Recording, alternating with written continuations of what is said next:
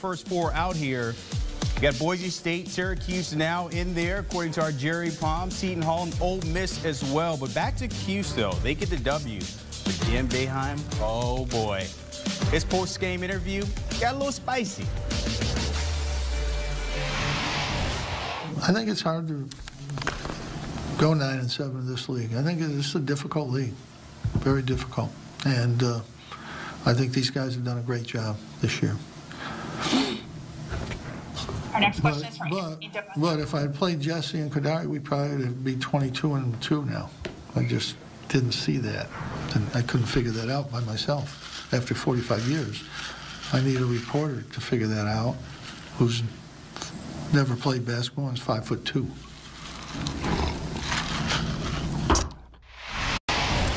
Oh boy.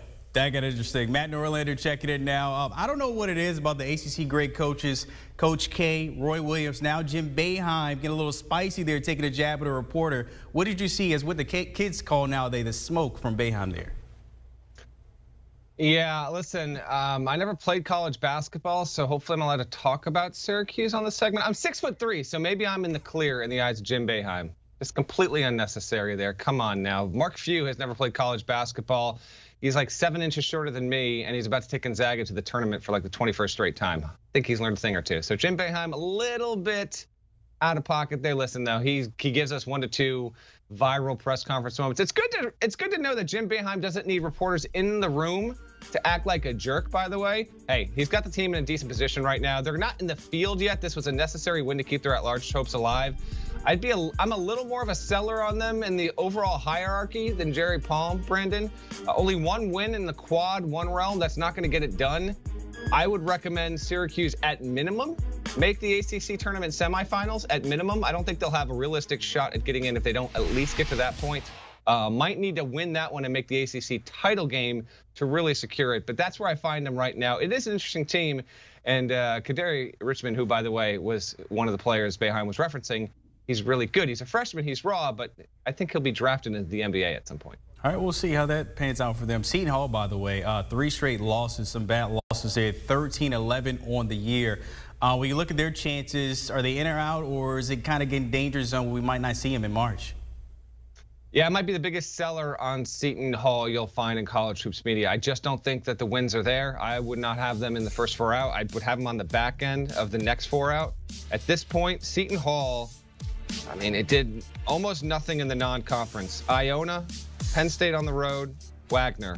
That's it. It's got a win at Xavier, which is okay. Win at UConn, which is hanging on to its hat.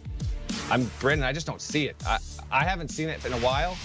This was a significant loss, 3 in a row, obviously, to wrap the regular season, as you mentioned there. I don't think the Pirates are that close. I think that I would put 5-6 teams ahead of them. At least, again, this is my view in terms of who would be deserving for the consideration if the tournament were to start tonight. They have to at least, in my opinion, get to the Big East title game to have a valid case at consideration into the field of 68. All right, so you don't feel good about the Pirates. What about the Cardinal? Tough loss last night by 37 to USC. The second time they faced them, it was a little worse than the first time. But looking at what they've done so far, probably that log jam in the Pac-12, are they, out of the bubble here? Yeah, listen, Stanford, at least they have a neutral court win over Alabama, which is better than Seton Hall can say. They've got 14 wins, they're 14-12, but like Seton Hall, just sliding. 4 straight losses. Losing like this to USC, not good. They've got an interesting situation that, okay, first of all, they need to get to the Pac-12 semis at minimum. Probably the title game, okay? Probably the title game for Stanford to have a real case to get into the field. But remember, they did not actually play games in their home venue until January because Santa Clara County wasn't allowing them to practice or compete in their own county, just like the San Francisco 49ers, same county as Stanford there. So all of their games that happened at the G League facility for the Warriors in Santa Cruz, those technically don't get counted as home games. They get counted as neutral site games. That is a little bit of a change in how they might be evaluated, I guess, in the eyes of the committee. But overall, 14-12. They're right around Seton Hall land. I'd probably have them 1 or 2 spots above. All right, looking at the Big East here, Villanova, kind of a two-part story here. They win the title there, but they lose Collin Gillespie there. Their star player that's averaging 14 points a game. Jay Wright's in. It might be a serious injury with that left knee. If you're looking at Nova and you're the committee, when they consider the type of team you're bringing in, could this hurt their tournament seeding moving forward here? All right, this is a great question because I think it lands in the minds of a lot of college basketball fans, Brandon, and Villanova fans. But I do not believe that is going to be the case. A couple reasons why.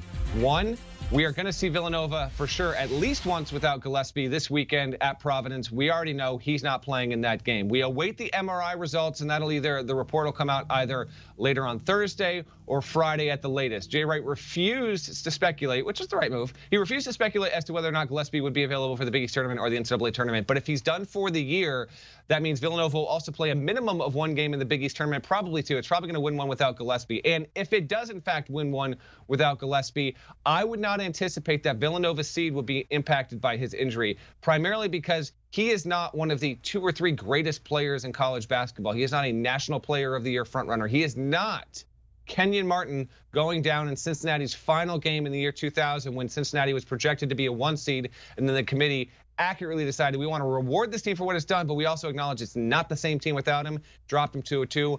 I do not believe that Villanova's seed will be impacted whatsoever, whether it has or it does not have Gillespie. The committee will reward Nova for its resume to this point, and it will see what it's done without him. And so I think it's going to wind up with the same seed regardless. It's just a matter if they can continue to win and get back onto the 2 line, or if they stay static on that 3. Interesting to see how the Wildcats close out the season there against Providence before we head to their conference tournament there. As always, Matt Norlander, fresh cut, by the way, per usual.